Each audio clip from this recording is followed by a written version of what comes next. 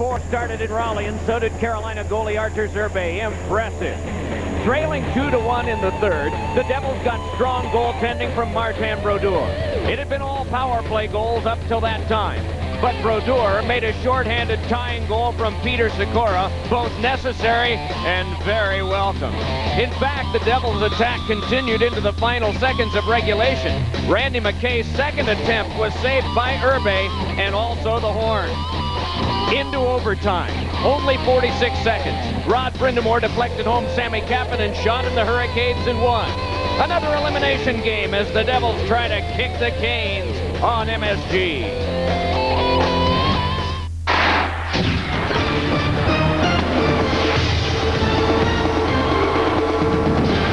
The Devils are back home for Game 5. A sellout crowd on hand tonight. They're hoping to be able to wave those towels off it as the Carolina Hurricanes have their backs against the wall. The Devils in Game 5 need a victory to advance to the Eastern Conference semifinals, a showdown with the Toronto Maple Leafs. Hi, everybody. I'm Matt Loughlin. Thanks for joining us. While the Devils may think of Toronto down the line, they've got to take care of business tonight. And the one thing they do not want to do is have to play a Game 6 and get on a flight to Raleigh for a Sunday afternoon game. So the Devils understand that they did not play well in Game 4. They understand they must play better tonight, and if they do, they hope to be able to come up with win number 4. For more on this evening's contest, let's go upstairs to Doc and Chico. Matt, thanks very much, and good evening, everyone. Larry Robinson has made some little changes in his scoring lines, 3 of the 4 of the forward lines, but the one that remains intact is, I guess, of no surprise. It's the A line. We examined their production so far, not only in this series of 4 games thus far, but also in the 4 games they played in the opening round last year against the Florida Panthers, and the numbers are almost identical. Well, the evaluation so far for this line in this series, Doc, has gone from so-so to decent. But we're looking at last year's highlights where you see Elias finishing off the Philadelphia Flyers. That was the game-clinching goal there. And then, of course, in the Stanley Cup Finals, the A-line came through again. Elias to Arnott, and the cup was theirs. And I've got a lot of confidence in this line, Doc, because it knows what it's about, and it has the ability to go from decent to dynamic in one shift.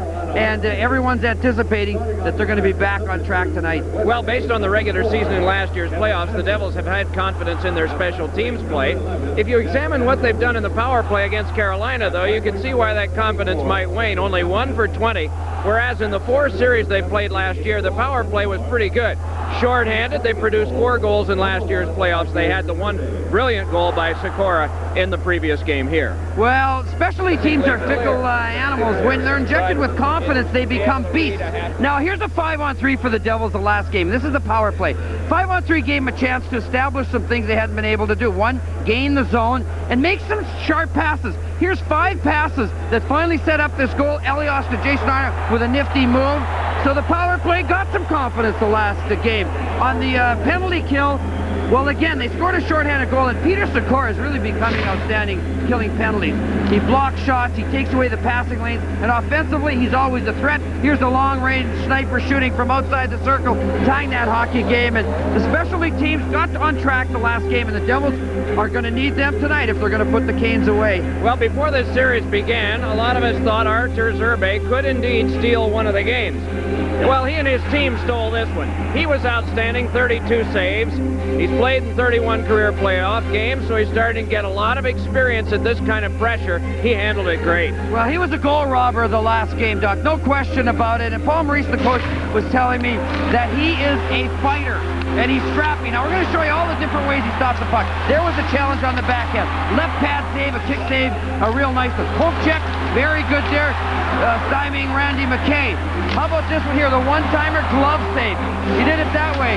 And maybe his best of the night. He came together, robbed on the butterfly, Alexander McGillney. But as you know, Doc, goalies are the smartest players on the ice. They got to use their head. He did that too. Artur Urbe using everything he had the last game to pull out that victory for his team. Well, you've actually described Rod Brindamore too, using everything he's got and having a heart that's as strong as the Carolina wind that blows those flags on the front of their jerseys. Look at what he produced.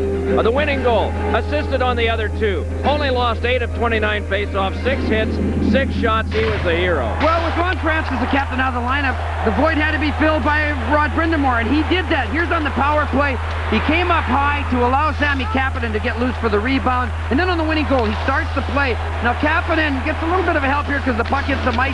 Then he waits, and the streaking Brindamore put it home. And Roddy Brindamore, Doc, he being a leader is simply getting the job done with passion.